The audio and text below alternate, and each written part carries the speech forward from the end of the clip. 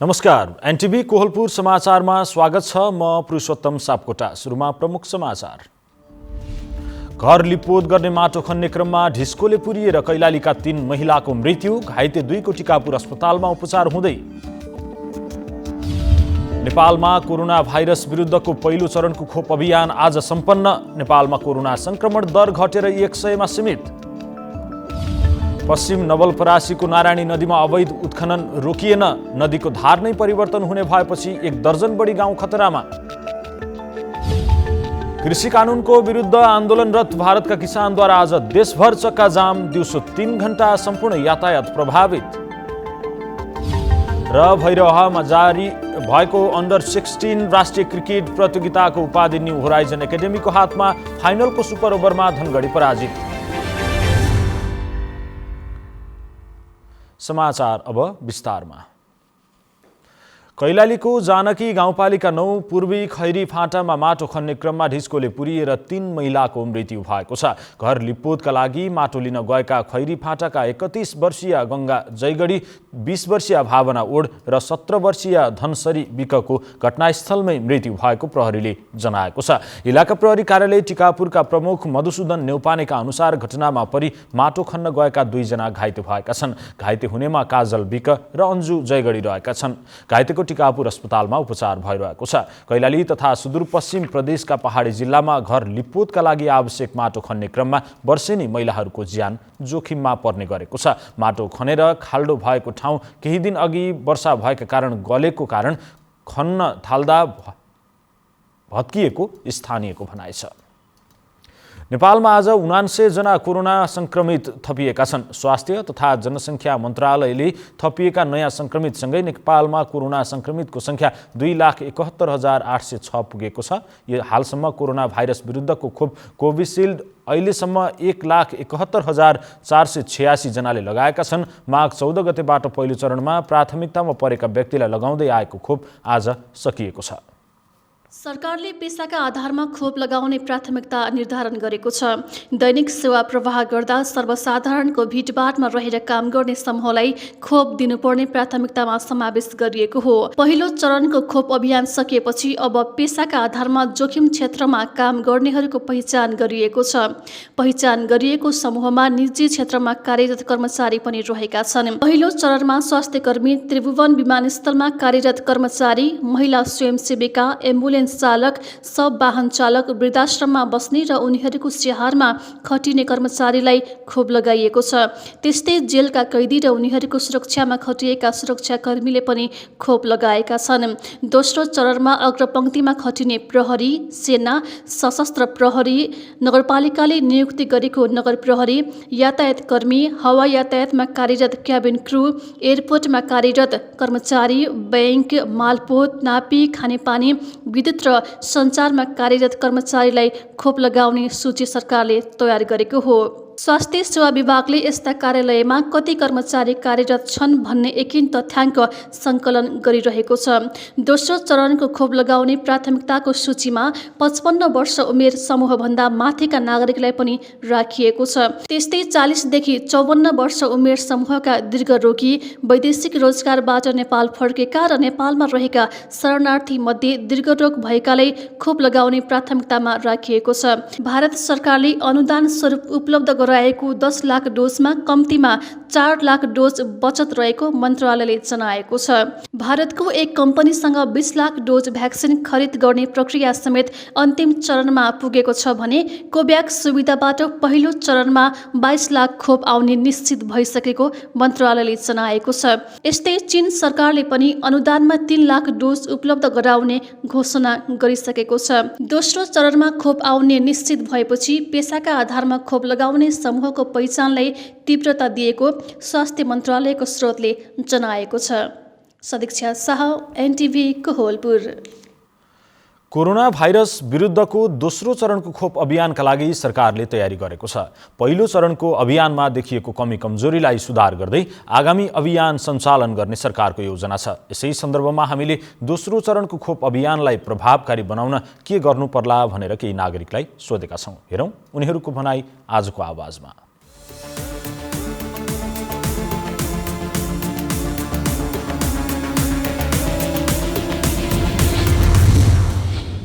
कोरोनाको महामारीलाई मध्यनजर गर्दै सरकारले जुन खोप ल्यायो, सुरक्षाकर्मी, सफाइकर्मी होइन तपाईँको स्वास्थ्यकर्मीबाट जुन परीक्षण गर्यो, लगायो, 1-2वटा फाटोफुटो घटना बाहेक यसले चाहिँ राम्रो प्रभाव पारेको देखिन्छ। तसर्थ अब यो पहिलो चरणमा लगाएको मान्छेलाई मात्रै सीमित नराखी सरकारले दोस्रो चरणमा सर्वसाधारण जनताको लागि पनि यो खोप ल्याउनु पर्यो। स्वास्थ्यकर्मी, सरसफाइकर्मी भनौँ अथवा फ्रन्ट लाइनमा खटिरहेको जोसुकै हुनुहुन्छ, उहाँहरूले अहमरात खट्नु भएको थियो र उहाँलाई दिनुपर्ने आवश्यकता पनि थियो र दिइसकेपछि उहाँहरूको जुन कुनै 2-4वटा छुटफिट अब त्यो साइड इफेक्ट टाइपको आउला, तर प्रायःबाट चाहिँ पोजिटिभली आयो। त्यसले गर्दा जनतामा एकदमै चाहिँ पोजिटिभ सन्देश गएको छ। त्यो भएर मान्छे अब अहिलेलाई ढुक्क त छन् नै।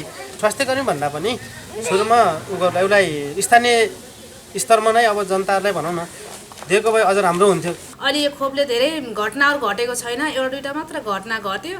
यति घटनाहरू घटेको छैन। अहिले मान्छेहरूमा उहाँलाई स्वास्थ्यकर्मीलाई मात्र नभएर यो जनतालाई सबैलाई यो खोप चाहिन्छ। कोरोना खोप यो कोभिड-19 पहिलो चरणमा मान्छेहरू डर त्रासमा थिए, अहिले यो सफल हुन पुगेको छ र यो स्वास्थ्यकर्मी र सरसफाइ कार्यकर्तालाई मात्रै नभएर आम नागरिकमा यो खोप लगाउनुपर्छ। अहिले सरकारले ल्याएको जो कोरोना सम्बन्धी खोप छ त्यो खोप स्वास्थ्यकर्मीहरूलाई भन्दा पनि अब सबैले जनताहरूसम्म छिटोभन्दा छिटो पुर्याइदिएको भए राम्रो हुन्थ्यो। अब यो कोरोनाको जुन किसिमको पहिला भए डर त्रास थियो आम नागरिकमा, अहिले कोरोनाको खोपहरू नेपालमा भित्रिएसँगै यो कोरोनाको त्रासहरू केही मात्रामा कम हुँदै गएको छ। यो कोरोनाको खोपहरू त्यो सुरक्षाकर्मी, स्वास्थ्यकर्मी लगायतलाई मात्र सीमित नराखेर आम नागरिकमा पनि यसको चाहिँ पहुँच पुर्याएर आम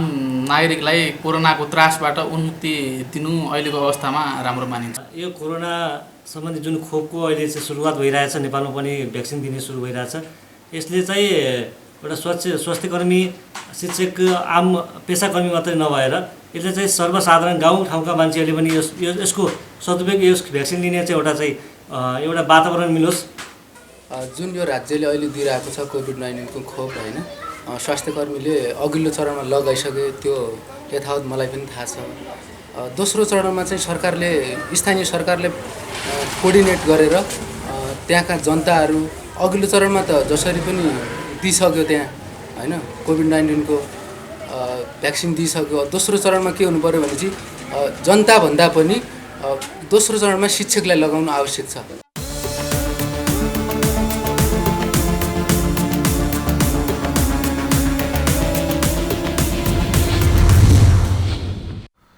सुर्खेत विमानस्थल धावन मार्ग विस्तारको काम अन्योलमा परेको छ। धावन मार्ग विस्तार गर्ने क्रममा नगरपालिकाको वडा नम्बर 10 र 12 का 1000 घरको विस्थापित हुने भएपछि वडावासी विरोधमा उत्रिएपछि विस्तारको काम अन्योलमा परेको हो। नगरपालिकाको कार्यपालिका बैठकले समेत वडावासीको पक्षमा उभिएर विमानस्थल विस्तार गर्न नसकिने निर्णय गरेको छ। कार्यपालिकाको निर्णय अनुसार प्रदेश र संघीय सरकारलाई विमानस्थल विस्तारको विकल्प खोज्न आग्रह गरिएको छ। नगरपालिकाले कर्णाली प्रदेशको उद्योग, पर्यटन, वन तथा वातावरण मन्त्रालय र केन्द्र सरकारको संस्कृति, पर्यटन तथा नागरिक उड्डयन मन्त्रालयलाई पत्र नै पठाएर विमानस्थल विस्तारको विकल्प खोज्न अनुरोध गरेको छ।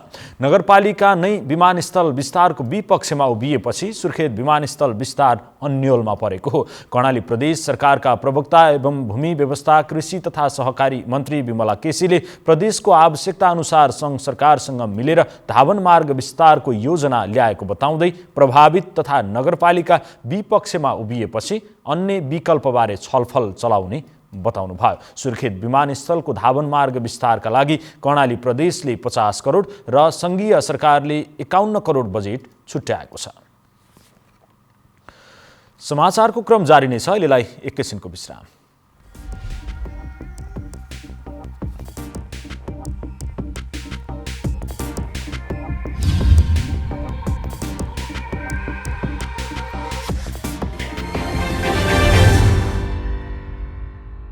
लामो समयसम्म हामी बन्दाबन्दी वा चाहिँ निषेधाज्ञा लागू गरेर चाहिँ सङ्क्रमण दरलाई नियन्त्रण गर्ने बाटोमा अगाडि बढ्न सक्ने अवस्था रहँदैन।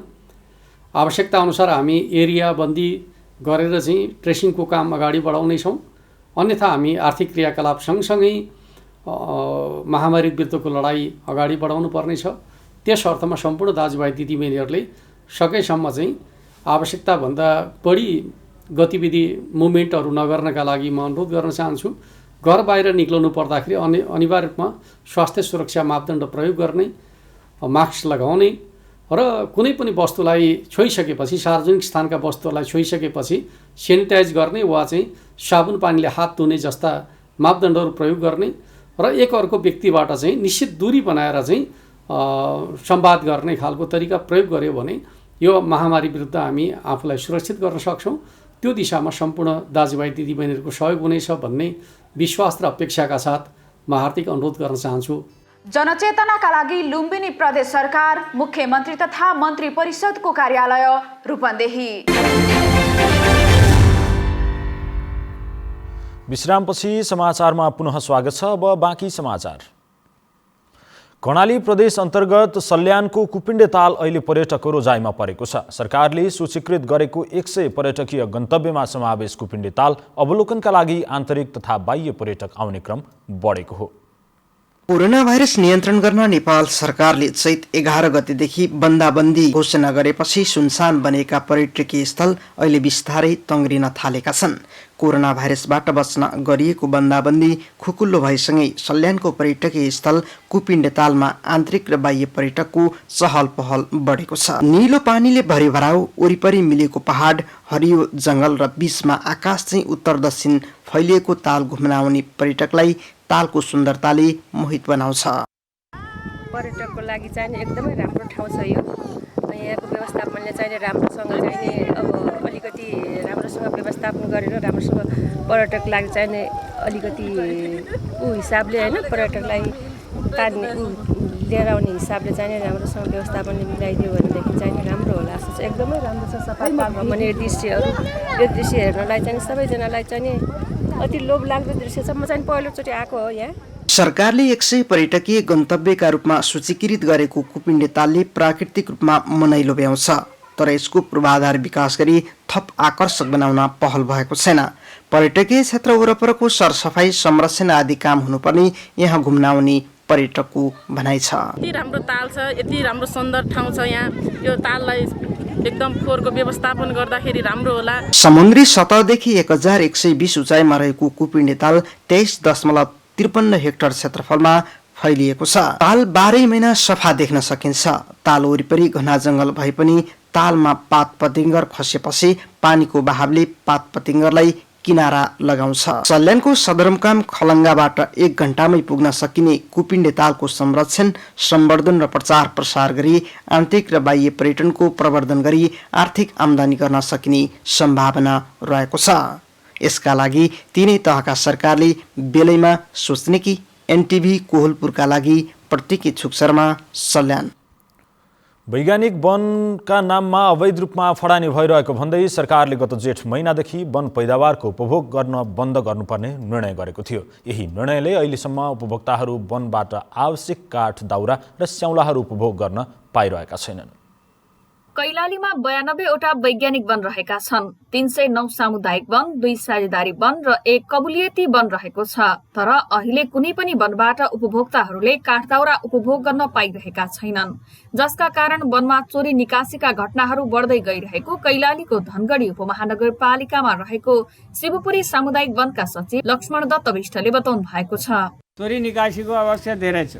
गत आर्थिक वर्षमा हामीले काठदाउरा सङ्कलन गर्नलाई क्षमा गरेका रुखमध्ये 70% पनि गइसकेका छन्, 25% पनि छैन जङ्गलमा। त्यो राति चोरी निकासी भएर गइसकेका छन्। जिल्लाका ग्रामीण बस्तीका वन उपभोक्ताहरू साँझ बिहान खाना पकाउन र घर बनाउन काठकै बढी प्रयोग गर्दछन्। वनबाट नपाएपछि अन्य बाटोबाट यो आवश्यकता पूरा गर्न उपभोक्ता बाध्य रहेको भारदार साझेदारी वन व्यवस्थापन समूहका संयोजक यादव भण्डारीले बताउनु भएको छ। अहिले धनगढीको हकमा हेर्ने भने डिभिजन वन कार्यालय र सामुदायिक वन र साझेदारी वनले चाहिँ आपूर्तिको रूपमा चाहिँ काठदाउरा वितरण गर्ने गर्छ, सहज हिसाबले चाहिँ अनुगमन गरेर। अहिले त्यो पनि लगभग यो 1 वर्ष जति हुन आँट्यो, ठप्पै छ। किनभने काठै छैन त कसरी त्यसलाई आपूर्ति मार्फत दिने हैन।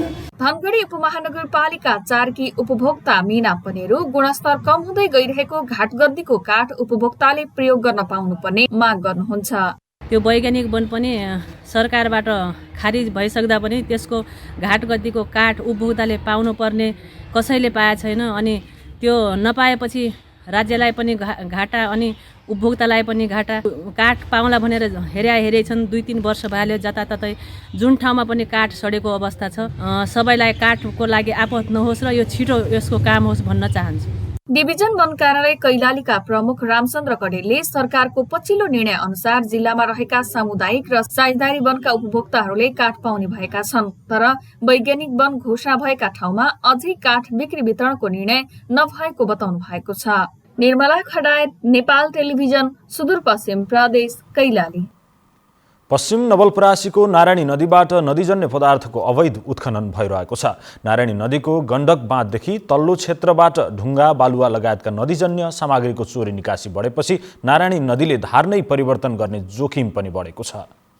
नारायणी नदीबाट दैनिक नदीजन्य पदार्थको अवैध उत्खनन गरी चोरी निकासी भइरहेको छ, जसका कारण नदीले धार परिवर्तन गरेर वर्षायाममा बस्ती नै डुबानमा पर्ने जोखिम बढेको छ। आइई स्वीकृत नभएका स्थानबाट जथाभावी नदीजन्य पदार्थको चोरी निकासी गरी खुलेआम नदी आसपासमै जम्मा गर्ने काम भइरहेको हो। नेपालतर्फ नदीको वेग बढी भएकाले जथाभावी नदीजन्य पदार्थको उत्खननले यस क्षेत्रका 1 दर्जन बढी गाउँ खतरामा परेका छन्। चोरी निकासीहरू भइरहेछ, किनभने पछि जहिले पनि बाढीको बेलामा तपाईको लगभग 12-13 गाउँहरू जहिले पनि जोखिममा छ। बाढीको बेलामा छ र त्यो निकाल्दाखेरि के हुन्छ भन्दाखेरि हाम्रो आफ्नो क्षेत्रमा त्यो ढुङ्गा निकासी भइरहेको हुनाले, बालुवा ढुङ्गा निकासी भएको हुनाले नदीको जता होचो हुन्छ पानीको वेग त्यतै बढी आउँछ। त्यसकारण यस मामलामा जो सम्बन्धित निकाय छ उसले बढी ध्यान दिनु। सुरक्षा निकाय र स्थानीय तहको अगाडिबाट नै धमाधम चोरी निकासी बढेपछि जिम्मेवार निकाय गम्भीर नबनेको सर्वसाधारणको गुनासो छ। गण्डक सम्झौता अन्तर्गतको नदी भएकाले ठेक्का लगाउन नसक्दा नदीजन्य पदार्थको चोरी निकासी बढेको स्थानीय तहको भनाइ छ।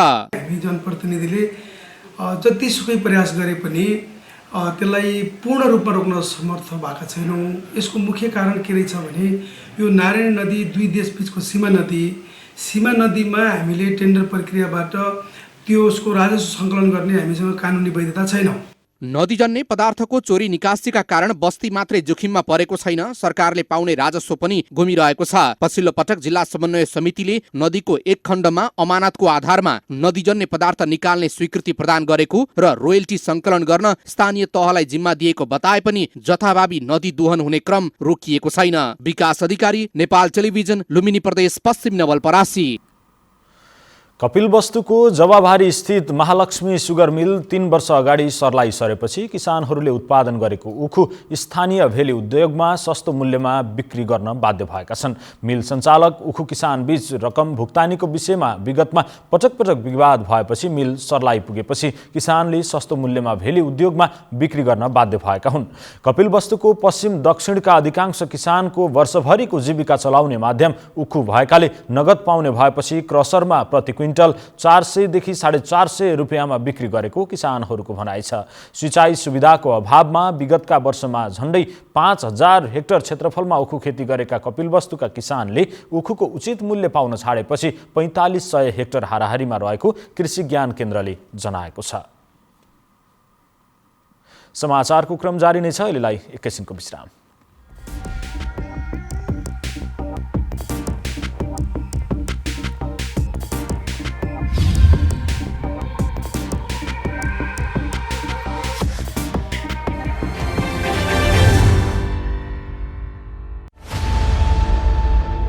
सिपलाई रोजगार र रोजगारलाई देश विकासको मेरुदण्डका रूपमा जोड्ने एउटा सार्थक कदम। सधैँ अर्काको प्रोडक्ट बेचेर पनि हुँदैन, अब आफ्नो प्रोडक्ट गरेर आफूले पनि बेचौँ न।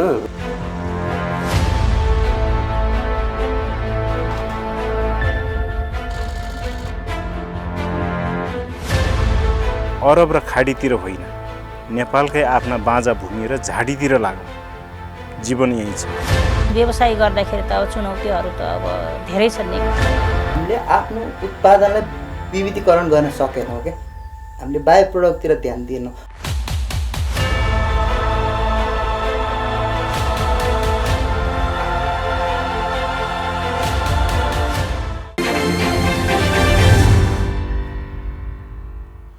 तपाईँ एनटिभी कोहलपुर हेर्दै हुनुहुन्छ। अब बाँकी समाचार। कालीकोटको पोतमारा जलविद्युत आयोजना बन्द भएको 7 महिना पुगेको छ। गत साउन 2 गते अवरोध भएको पोतमारा जलविद्युत आयोजना समयमा नबन्दा कालीकोटका बासिन्दा अध्यारोमा छन्।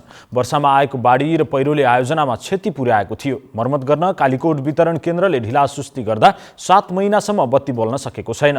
कार्यालय प्रमुख मेखराज जोशीले पुस 14 गते भैरव नारायण जेबीसँग कामको सम्झौता भएको र वैशाख 14मा काम सक्न कार्यालयले ताकेता गरेको बताउनु भयो। उहाँले ग्याबिनको काम भइरहेकाले तोकिएकै समयमा काम सम्पन्न हुने उल्लेख गर्नुभयो। कालीकोटमा अहिले जेनेरेटरबाट दैनिक 6 घण्टा बत्ती दिने गरिएको छ। बत्ती नभएका कारण दैनिक काममा समेत अवरोध भएको बताइएको छ। जिल्ला प्रशासन कार्यालयले नागरिकता दिन बत्तीको कारणले स्थानीय तहलाई समय तोकेको छ। बाँके राष्ट्रिय निकुञ्जले चोरी सिकारीमा संलग्न 9 जनालाई 7 थान भरुवा बन्दुकसहित नियन्त्रणमा लिई सार्वजनिक गरेको छ। बाँके राष्ट्रिय निकुञ्जका सूचना अधिकारी तथा सहायक संरक्षण अधिकृत महेश नेउपानेले उनीहरूलाई सल्यानको कालीमाटी गाउँपालिका 2 र 3बाट नियन्त्रणमा लिन सफल भएको जानकारी दिनुभयो। निकुञ्ज क्षेत्रभित्रको विभिन्न स्थानमा राखिएको सीसी क्यामेरामा बन्दुक बोकेर आउने जाने गरेको दृश्य देखिएपछि सल्यानको कालीमाटी क्षेत्रमा निकुञ्ज र निकुञ्जको सुरक्षार्थ खटिएको नेपाली सेनाको संयुक्त गस्ती टोलीले उनीहरूलाई नियन्त्रणमा लिएको बाँके राष्ट्रिय निकुञ्जका प्रमुख संरक्षण अधिकृत श्याम कुमार शाहले बताउनुभयो। अब अन्तर्राष्ट्रिय समाचार।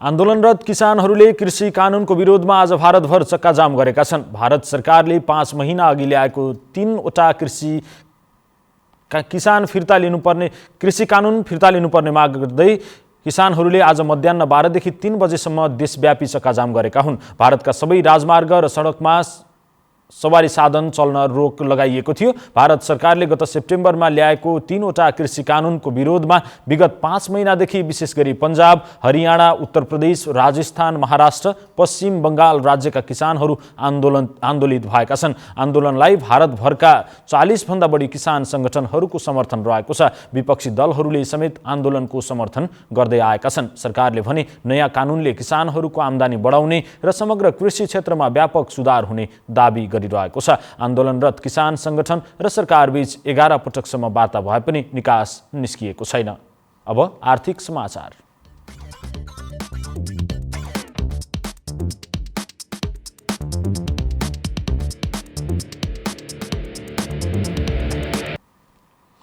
कर्णाली प्रदेश सरकारले स्थानीय तहका 718वटा वडामा मुख्यमन्त्री रोजगार कार्यक्रम कार्यान्वयन सुरु गरेको छ। गत वर्ष स्थानीय तहमा एकमुष्ट बजेट पठाएको प्रदेश सरकारले यस वर्ष वडापिछे बजेट तोकेर निकासा गरेको छ। प्रदेश सरकारले गत आर्थिक वर्षदेखि सुरु गरेको कार्यक्रमका लागि चालु आर्थिक वर्षमा 3 अर्ब 20 करोड रुपियाँ विनियोजन गरिएको छ। जसमध्ये पहिलो चरणमा 2 अर्ब 97 करोड 71 लाख रुपियाँ सबै ओडामा पठाइएको मुख्यमन्त्री रोजगार कार्यक्रमले जनाएको छ। 82 करोड 28 लाख रुपियाँ कार्य प्रगतिका आधारमा दोस्रो चरणमा पठाइने कार्यक्रम संयोजक सर्वदल साईले बताउनुभयो। सरकारले कुन ओडामा कुन योजना मार्फत बेरोजगारलाई सहभागी गराउने भन्ने बारे सूची तयार पारिसकेको छ। सुर्खेत, जुम्ला, मुगु र डोल्पा बाहेक अरू जिल्लाका योजनाको टुङ्गो लागिसकेको उहाँले बताउनुभयो। हरेक ओडालाई न्यूनतम 30 देखि अधिकतम 50 लाख रुपियाँसम्म बजेट निकासा गरिएको छ। अब खेलकुद समाचार।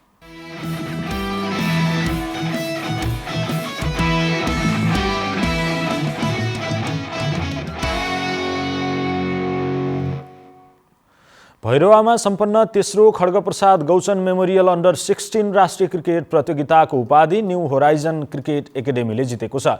पूर्व राष्ट्रिय टिमका खेलाडी शक्ति गौचनको स्टार क्रिकेट एकाडेमीले सञ्चालन गरेको प्रतियोगिताको फाइनलको सुपर ओभरमा धनगढी क्रिकेट एकाडेमीलाई पराजित गर्दै होराइजनले उपाधि हात पारेको हो। टस जितेर ब्याटिङ गरेको धनगढीले निर्धारित 35 ओभरमा 7 विकेटको क्षतिमा 148 रन बनाएको थियो भने जवाफी ब्याटिङ गरेको होराइजनले 34 ओभर 4 बलमा सबै विकेट गुमाएर 148 रन नै बनाएपछि खेल सुपर ओभरमा पुगेको थियो। सुपर ओभरमा धनगढी क्रिकेट एकाडेमीलाई 8 रनले पराजित गर्दै होराइजनले उपाधि हात पारेको हो। अब मौसम।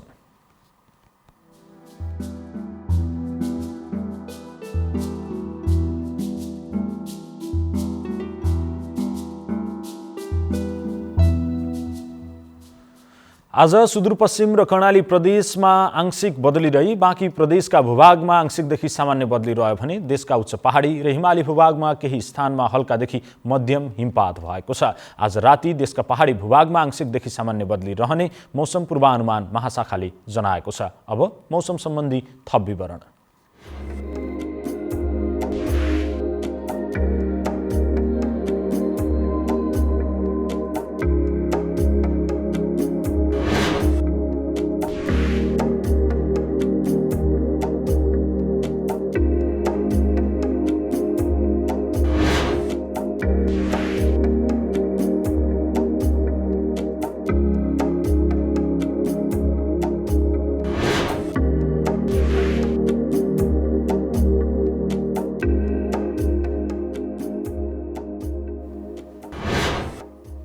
समाचारको अन्त्यमा प्रमुख समाचार पुनः एकपटक। घर लिपपोत गर्ने माटो खन्ने क्रममा ढिस्कोले पुरिएर कैलालीका 3 महिलाको मृत्यु, घाइते 2 जनाको टिकापुर अस्पतालमा उपचार चल्दै। नेपालमा कोरोना भाइरस विरुद्धको पहिलो चरणको खोप अभियान आज सम्पन्न, कोरोना संक्रमण दर घटेर 100 मा सीमित। पश्चिम नवलपरासीको नारायणी नदीमा अवैध उत्खनन रोकिएन, नदीको धार नै परिवर्तन हुने भएपछि 1 दर्जन बढी गाउँ खतरामा। कृषि कानुनको विरुद्ध आन्दोलनरत भारतका किसानद्वारा आज देशभर चक्काजाम, दिउँसो 3 घण्टा सम्पूर्ण यातायात प्रभावित। र भैरवामा भएको अन्डर 16 राष्ट्रिय क्रिकेट प्रतियोगिताको उपाधि न्यू होराइजन एकाडेमीलाई, फाइनलको सुपर ओभरमा धनगढी पराजित।